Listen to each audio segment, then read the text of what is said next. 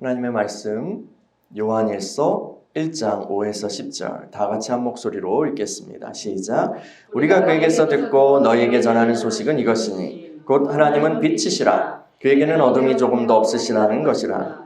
만일 우리가 하나님과 사귐이 있다 하고 어둠에 행하면 거짓말을 하고 진리를 행하지 아니함이거니와 그가 빛 가운데 계신 것 같이 우리도 빛 가운데 행하면 우리가 서로 사귐이 있고 그 아들 예수의 피가 우리를 모든 죄에서 깨끗하게 하실 것이요 만일 우리가 죄가 없다고 말하면 스스로 속이고 또 진리가 우리 속에 있지 아니할 것이요 만일 우리가 우리 죄를 자백하면 그는 미쁘시고 의로우사 우리 죄를 사하시며 우리를 모든 불의에서 깨끗하게 하실 것이요 만일 우리가 범죄하지 아니하였다 하면 하나님을 거짓말하는 이로 만드는 것이니 또한 그의 말씀이 우리 속에 있지 아니하니라. 아멘. 하나님, 오늘도 주의 말씀 앞에 섭니다. 주의 음성 듣게 하시고 하나님 그리스도 안에 허락하신 놀라운 빛을 또 주의 말씀을 진리를 우리가 깨달을 수 있도록 성령이 우리 안에서 해석하여 주시고 깨닫게 하시고 또 그것을 우리가 누릴 수 있도록 인도하여 주옵소서. 말씀을 전하는 종을 붙들어 주시고 주의 능력으로 충만하게 하여 주옵소서. 예수님의 이름으로 기도합니다. 아멘. 제가 어렸을 때는요, 그 중국 영화 혹은 홍콩 영화가 참 인기가 있었습니다. 여러분도 좋아하셨나요? 어떤 거 좋아하셨어요? 천녀요원, 황비영, 네, 동방불패.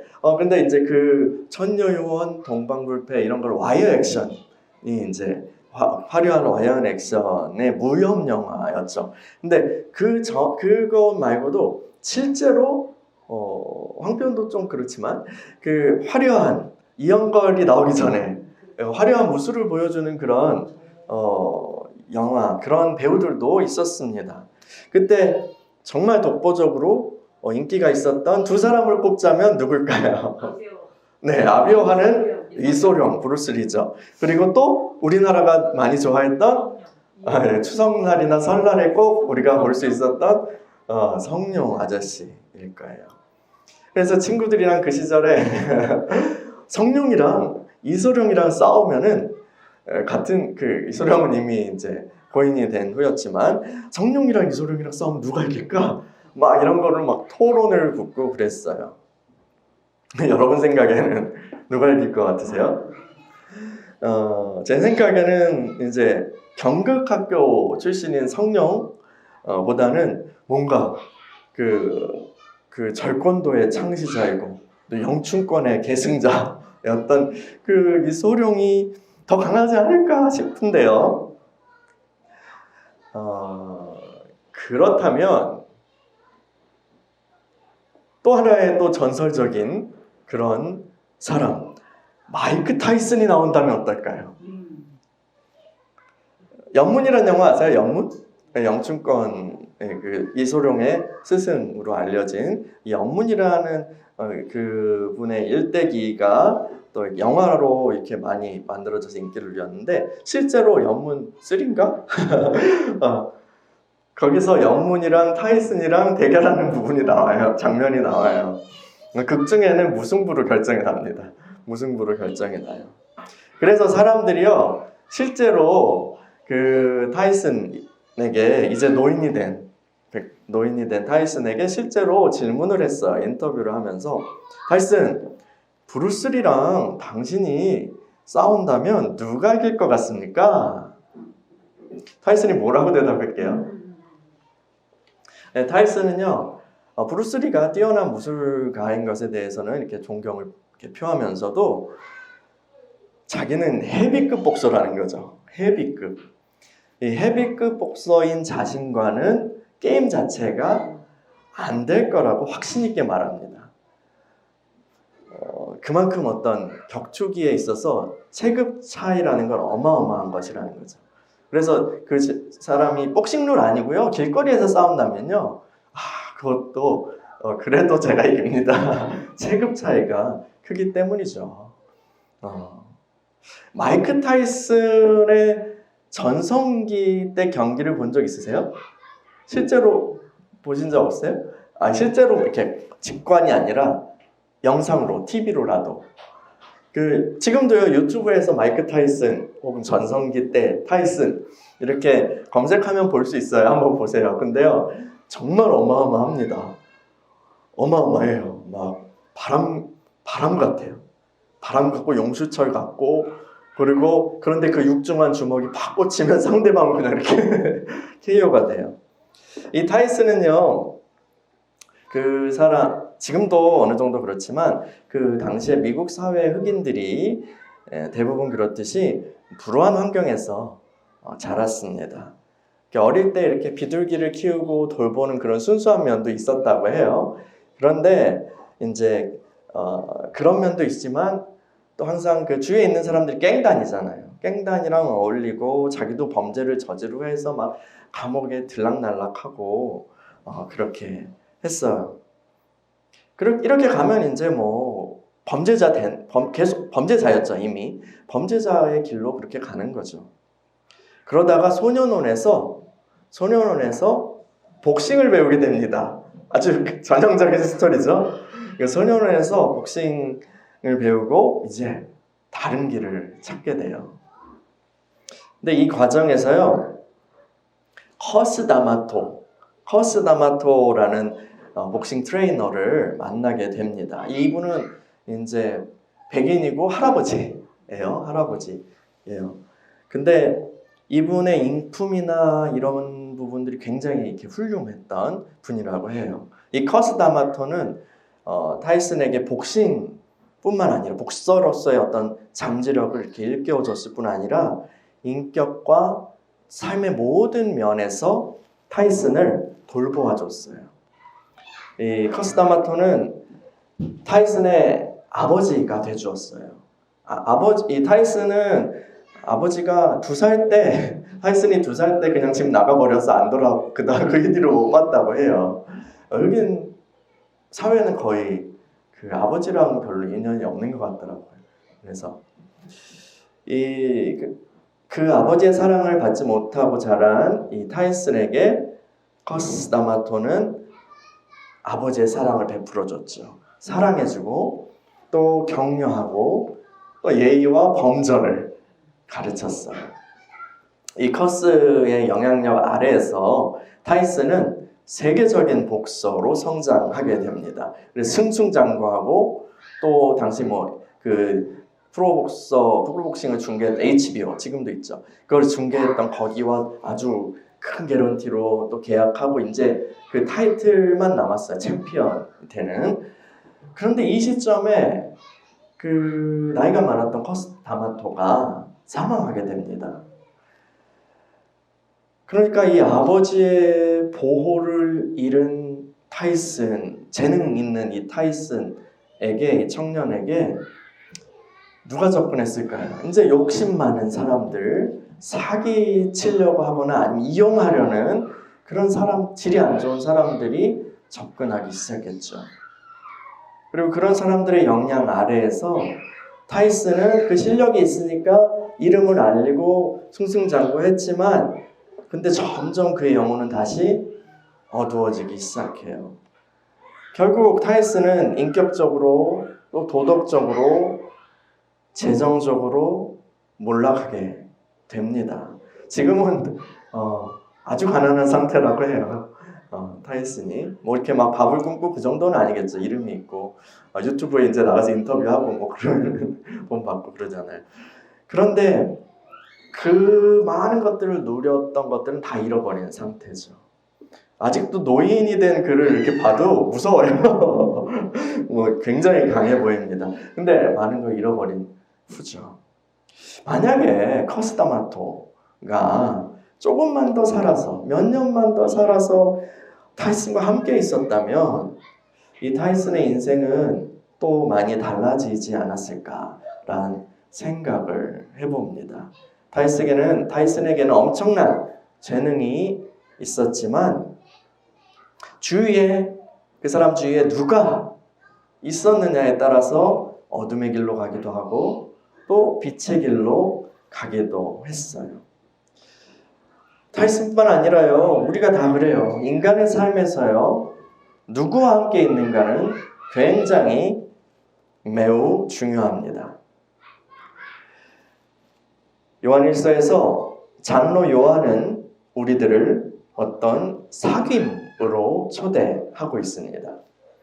이 사귐은 하나님 아버지와 그의 아들 예수 그리스도와 함께하는 사귐입니다. 그래요. 기독교 신앙의 본질은 생명의 말씀이신 예수 그리스도 안에서 그 예수님 안에서 누리는 살아계신 하나님과의 생생한 관계와 교제입니다. 우리는 이 교제, 이 사귐 안으로 초대받은 사람들입니다. 여러분, 우리가 살면서요, 많은 사람들 사이에서 살면서 인간관계를 맺죠. 근데 어떤 인간관계는요, 우리 삶에 그렇게 큰 영향을 미치지는 않습니다. 그냥 인사만 하는 관계도 있고요. 또 그냥 이렇게 지나가는 관계도 있죠. 근데요, 어떤 관계들은 우리의 생각을 바꾸고 감정을 뒤흔들어 놓기도 하고 또 중요한 선택들에 영향을 줍니다. 또 인맥이라고 하죠. 어떤 인맥들은요, 거지 같은 그런 사람을, 그런 인생을 왕자와 공주처럼 만들어주기도 하죠. 또 어떤 인맥은요, 어떤 관계는 사람을 망치기도 합니다. 사람을 망치기도 하죠. 반무파탈 막 이런 거 있죠. 옥무파탈 이런 사람들을 이렇게 만나서 그 남자가 혹은 여자가 인생을 망치는 그런 게 영화의 오랜 주제잖아요. 소설이나 영화에. 또 인맥이 굉장히 막 중요하니까 그걸 통해서 내가 막 승승장구하니까 그걸 알고 적극적으로 이용하는 그런 사람들도 있습니다. 그러면요, 이 장로 요한이 우리에게 설명하는 이 사귐, 이 새롭게 열린 이 관계, 하나님과의 교제는 어떨까요? 우리에게 허락된 이 사귐은 어떨까요? 하나님과의 사귐은 우리의 삶에 지속적으로 혁명적인 변화를 일으킵니다. 하나님과의 교제는 우리 존재에 엄청난 영향을 주고 우리 삶을 변화시킵니다. 제가 감히 말할 수 있는 것은요, 누군가가 하나님과 교제한다면, 누군가 하나님과 사귀고 있다면 그의 삶은 반드시 변한다는 거예요. 근데 어떤 사람이 자기 입으로는 하나님과 교제해요 라고 그렇게 아무리 주장해도 그의 존재와 삶에 도무지 변화가 일어나지 않는다면 그는 하나님과의 사귐을 누리고 있지 못한 것입니다. 금묵자옥이란 말도 있잖아요. 먹을 가까이 하는 사람은 껌댕이가 묻는 거예요. 하나님을 가까이 하면요, 하나님의 어떤 것이 묻을 수밖에 없어요. 오늘 본문 한 번 더 읽어볼까요? 요한일서 1장 5에서 10절 시작. 우리가 그에게서 듣고 너에게 전하는 소식은 이것이니 곧 하나님은 빛이시라. 그에게는 어둠이 조금도 없으시라는 것이니라. 만일 우리가 하나님과 사귐이 있다고 어둠에 행하면 거짓말을 하고 진리를 행하지 아니함이거니와 그가 빛 가운데 계신 것 같이 우리도 빛 가운데 행하면 우리가 서로 사귐이 있고 그 아들 예수의 피가 우리를 모든 죄에서 깨끗하게 하실 것이요 만일 우리가 죄가 없다고 말하면 스스로 속이고 또 진리가 우리 속에 있지 아니할 것이요 만일 우리가 우리 죄를 자백하면 그는 이쁘시고 의로우사 우리 죄를 사하시며 우리를 모든 불의에서 깨끗하게 하실 것이요 만일 우리가 범죄하지 아니하였다 하면 하나님을 거짓말하는 이로 만드는 것이니 또한 그의 말씀이 우리 속에 있지 아니하니라. 아멘. 여러분, 하나님은 빛이십니다. 하나님은 빛이십니다. 하나님께서는 예수 그리스도 안에서 자신을 빛으로 계시하셨죠.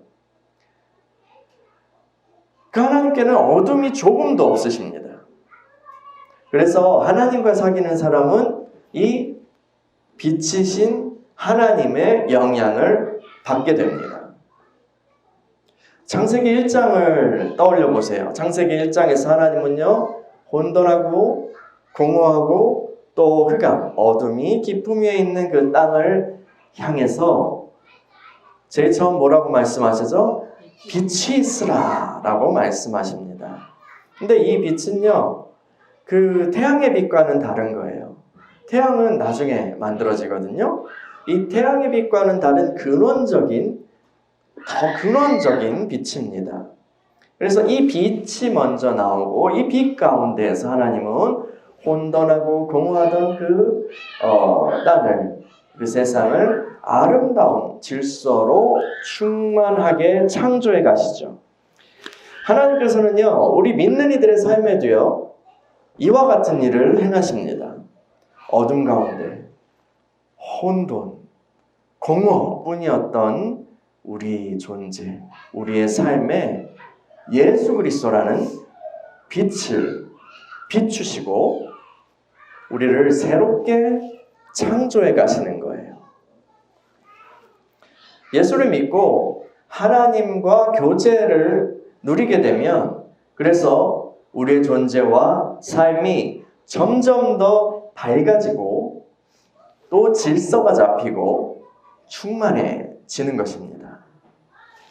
최초의 사람 아담과 하와는요, 빛이신 하나님과의 교제를 아주 실제적으로 누리면서 살았어요. 그들은 그 하나님과 교제하며 하나님의 빛을 이 땅에 그걸 영향을 받아서 그것을 받아서 그 빛을 다른 피조물들에게 그대로 반영하며 살았죠. 마치 그 태양빛으로 인하여서 우리가 밝은 달을 볼 수 있는 것처럼 말이에요. 그들이 벌거벗었지만 부끄러워하지 않을 수 있었던 것은 아마도 하나님의 빛으로 그들이 충만하게 빛났기 때문이었을 것입니다.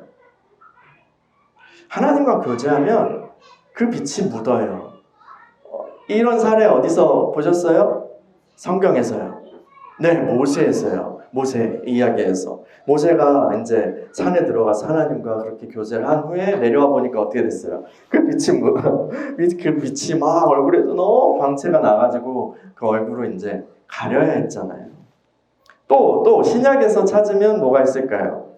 예수님이 변화산으로 불리는 그 산에서 자 영광을 드러내실 때 예수님이 광채로 그렇게 빛났어요. 갑자기. 그래서 아니 빨래하는 사람이 그렇게 희귀할 수 없을 만큼 빛났다. 막 이런 재밌는 표현이 등장하기도 하고, 그렇죠. 사실요, 저와 여러분들도 막 기도를 열심히 하거나 막 그렇게 하고 은혜 받고 나면은 어때요? 얼굴이 광채가 나요. 모세나 예수님만큼 그렇지는 않겠지만 광채가 나요. 실제로 빛이 나요.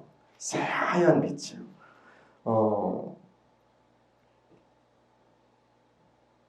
이렇게 정말 그 존재에 하나님의 빛을 받아서 반영할 수 있었던 그걸 누렸던 이 아담과 하와 이 상태는요, 하나님의 명령을 거역하였을 때 잃어버리게 됐어요. 이 빛이 잃어버리게 됐어요. 불순종하고 죄를 범했을 때 하나님의 관계가 끊어졌고 그들은 이 빛도 잃어버렸죠. 그래서 갑자기 이 빛의 옷을 잃어버린 거나 마찬가지인 거예요. 그러니까 어떻게 돼요? 자기 알몸뚱이가 이렇게 드러나니까 알몸뚱이 그 존재가 드러나니까 수치심을 느끼고 또 두려움을 느꼈죠. 그래서 하나님을 피해서 숨었어요. 그 이후로 계속해서 아담의 후손들의 운명은 이 죄의 어둠 속에서 살아가다가 멸망하는 것이었죠. 그러나 하나님의 자비를 찬양합시다. 요한복음 3장 16절에서 하나님이 세상을 이처럼 사랑하사 독생자를 주셨으니 이는 그를 믿는 자마다 멸망하지 않고 영생을 얻게 하려 하심이라. 아멘. 하나님께서는 그의 아들 예수님을 보내셔서 십자가에 죽게 하셨고 인간의 죄의 문제를 해결해 주셨습니다. 그래서 죄로 인해서 깨어졌던 그 관계는, 하나님과의 관계는 이제 예수 그리스도 안에서 다시 회복되었죠. 예수를 믿는 우리에게 그 전에, 타락 전에 아담이 누렸던 그 하나님과의 사귐이 다시 열린 거예요. 그런데 그 옛날 아담과 하나님과의 관계와 완전히 동일한 것은 아니죠. 몇 가지 차이점이 존재합니다. 그중 근데 한 가지는요, 우리가 돌아온 탕자라는 거예요. 돌아온 탕자요. 우리가 예수 그리스도를 믿을 때 우리의 영은 성령으로 거듭났어요. 근데 우리의 육신에는 아직 죄의 어둠이 잔존합니다. 장차 주님이 다시 오실 때요, 그때는 우리 몸까지 완전한 속량을 받게 될 거예요. 우린 그것을 바라고 있죠. 그러나 지금은 아직 우리는 연약함을 함께 지니고 있습니다.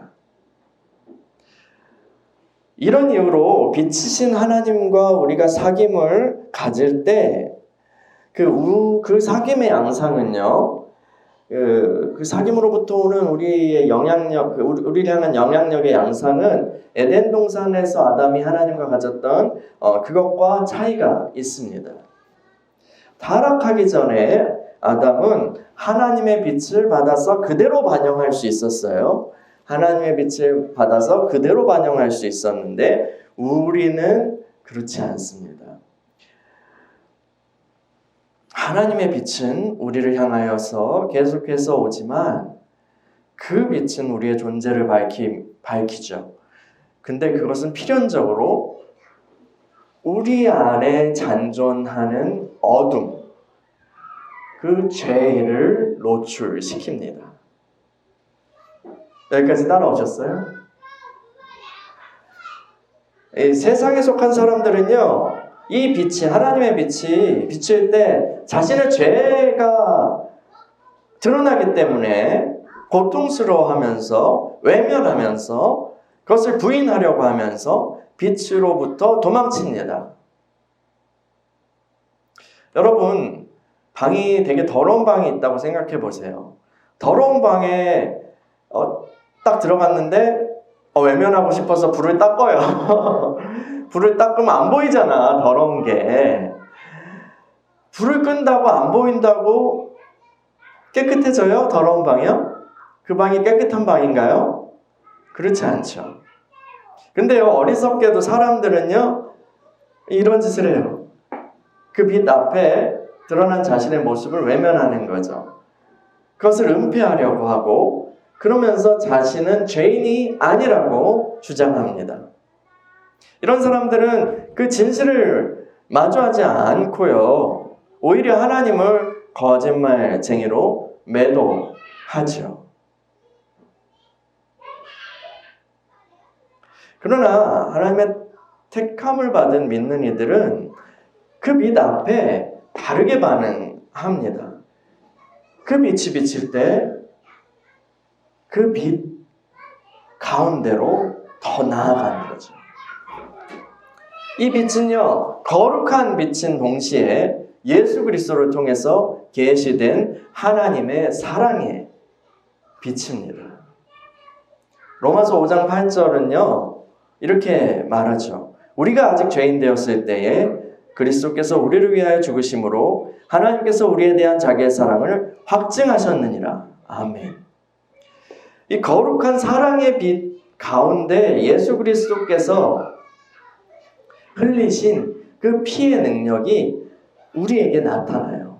그 빛을 외면하고 도망치지 않는 우리에게 그 거룩한 사랑의 빛 가운데 머물고 있는 그 우리에게 이 예수 그리스도께서 흘리신 피의 능력이 나타나고 우리에게 적용됩니다.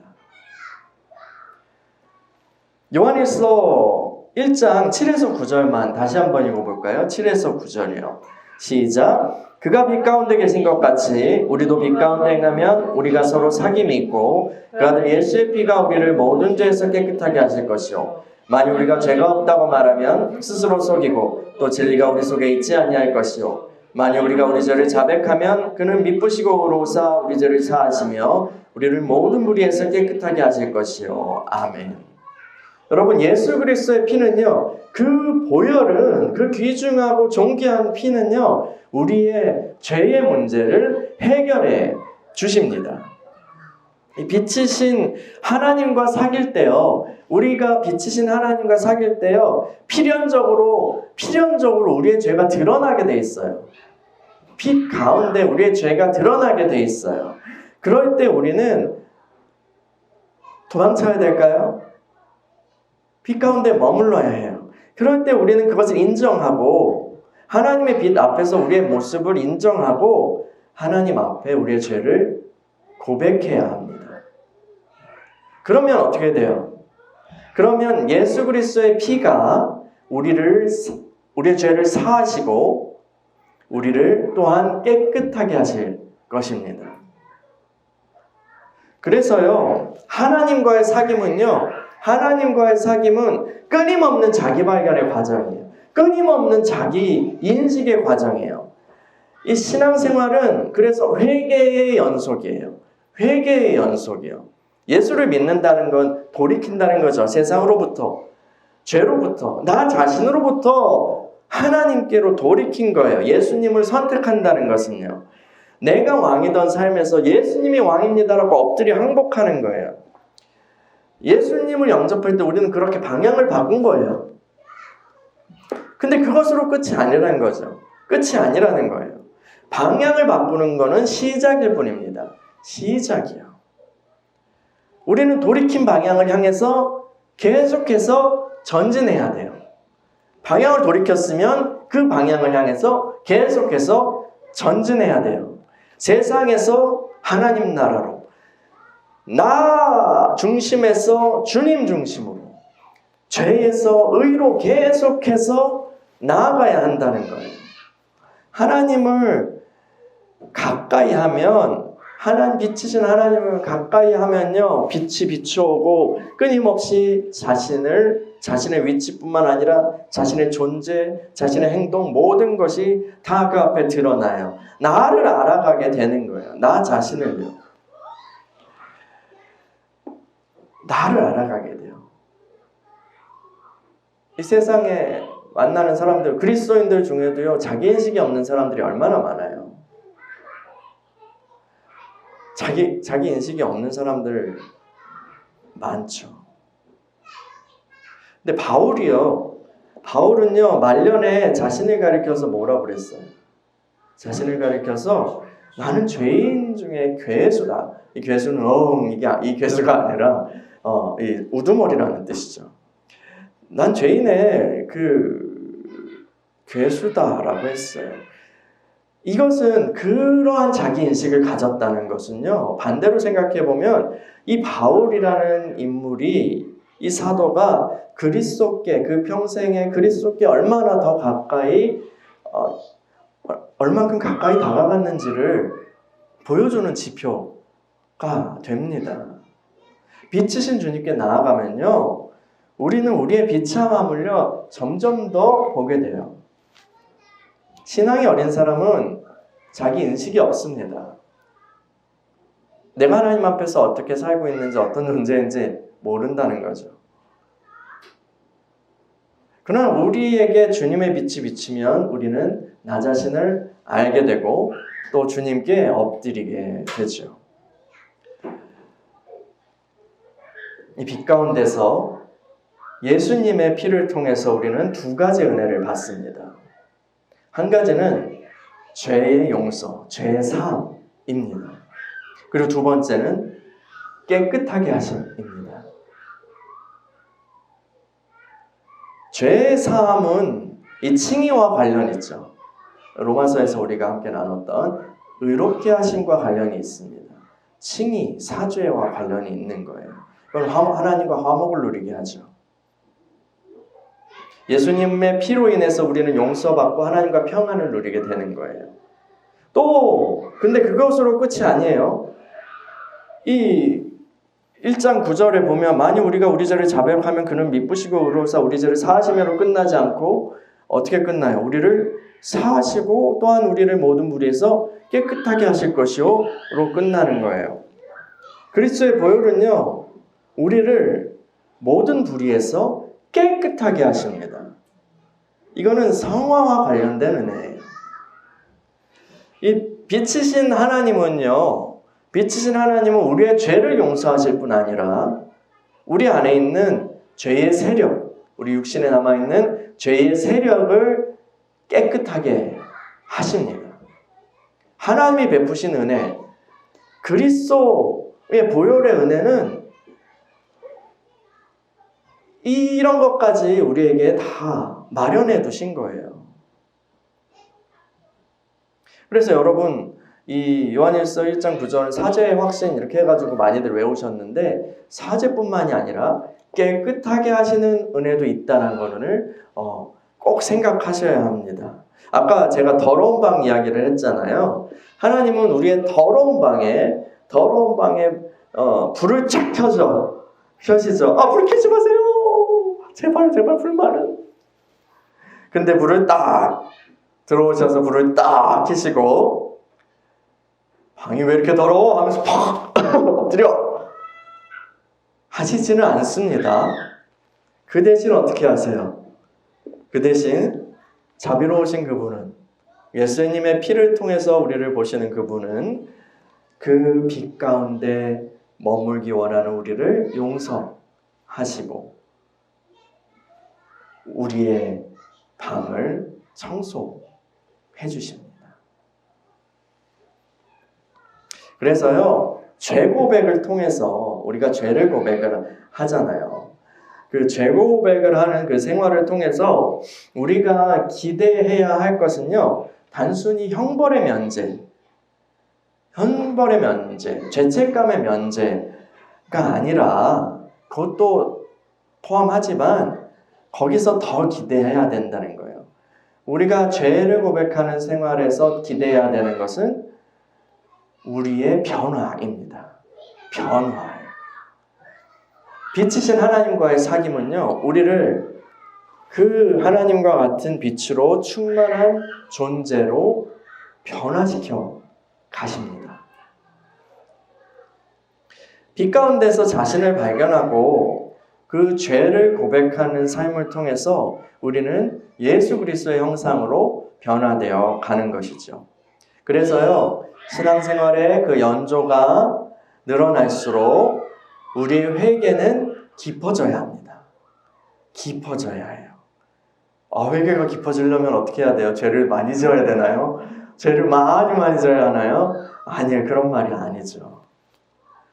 우리 자신에 대한 인식이, 하나님 앞에서 인식이, 그 범위가 깊어진다는 거예요. 처음에는요, 우리는 이렇게 회개해야 된다는 것을 처음 배웠을 때 우리는 그걸 실천하면서 우리의 어떤 행동에 대해서 성령께서 지적하시면, 혹은 말씀을 통해서 또 알게 하시면, 양심을 통해서 그렇게 하면 이 행동은 잘못된 거구나 라고 그렇게 빛을 받고 죄를 고백합니다. 하나님 용서해 주세요. 근데요, 그것이 이제 신앙생활이 깊어지고 회개가 깊어지면 어떻게 돼요? 이제는 행동이 일어나기 전에, 행동을 하지는 않았지만 그 마음에서 일어나면, 우리 주님이 말씀하신 것 같이 여자를 보고 음욕을 품은 자마다 이미 간음하였느니라. 형제를 미워하는, 성경이 말하는 것, 형제를 미워하는 자마다 마음으로 살인한 거다. 이런 것처럼 예전에는 행동만, 몸뚱이로 한 행동만 그렇게 죄라고 여겼다면 이제는 마음, 중심, 하나님의 빛이 마음을 비추죠. 그리고 거기서 자기를 인식하게 되고, 내가 얼마나 내 마음이 더러웠구나, 아니면 그렇게 어지러웠구나 라는 것을 깨닫게 되죠. 그래서 마음에 대해서 회개가 계속해서 일어납니다. 그러면서 우리는 어떻게 돼요? 이 행동과 마음과 계속 그런 부분들에 대한 하나님께서 비치시는 빛을 계속 받으면서 회개하는 삶으로 나아가다 보면 결국 우리는 우리의 존재 자체가요.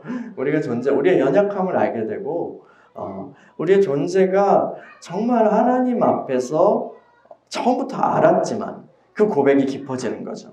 우리의 존재가 하나님 앞에 얼마나 숭고한 죄인인지 정말 숨 쉬는 것도 사실은 하나님이 용서하셔서 우리가 잘한다고 생각하는 어떤 것들도 심지어 하나님께 기도하는 것들도 하나님께서 용서하셔서 하나님께서 자비를 베풀어 주셔서 가능한 것이구나 라는 것을 알면서 깊이 자기를 인식하게 되는 거죠. 그리고 하나님의 긍휼 아니면 내가 살 수 없구나 라는 것을 깨닫고 고백하게 되는 것입니다.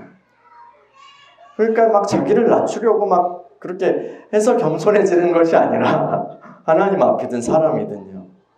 그렇게 인식이 깊어지면요. 아는 거야. 내가 저 사람한테 내가 돌 들어서 칠 수 없다는 거 아는 거야. 그 말 할 수 없다는 거 아는 거야. 내가 얼마나 더 흉악한 그런 죄인의 괴수인데.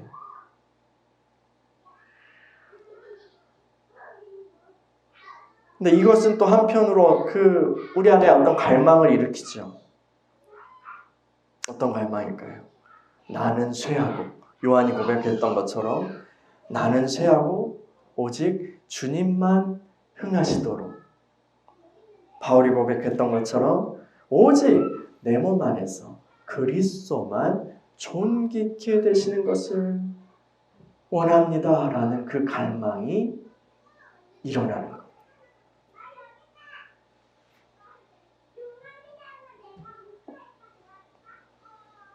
여러분, 하나님은 빛이십니다. 그 빛이신 하나님과의 교제는 우리의 삶에 혁명적인 변화를 지속적으로 일으킵니다. 이 교제의 은혜를 풍성하게 누리는 저와 여러분이 되길 간구합니다. 그리스도인의 삶, 그것은 하나의 교제라고 했어요. 그것은 그리스도 예수님, 하나님과의 생명적인 그런 교제이죠. 그런 생생한 교제. 그런데 또한 오늘 그 교제는 엄청난 영향력을 가진 우리를 변화시키시는 그런 교제라고 했습니다. 빛이신 하나님과의 교제이기 때문이죠. 그 빛은 우리를 드러내고 노출시키고 부끄럽게 하고 정죄하게 하시는 빛이 아니라 사랑의 빛이에요. 그 빛 안에서 우리는 예수 그리스도의 보혈의 은혜를 누립니다. 그래서 날마다 우리는 그 은혜 안에서 회개하고 하나님께 전진하고 변화되어가는 그리스도를 닮아가는 우리 안에 계신 그 영원한 빛이 우리를 통해서 드러나게 되는 그런 아름다운 존재로 변화되어가는 거예요. 여러분, 이것이 교회 생활입니다. 이것이 믿음 생활입니다. 우리 교회가 이러한 빛의 교제로 충만한 공동체가 되기를 사모합니다. 우리 함께 기도할까요?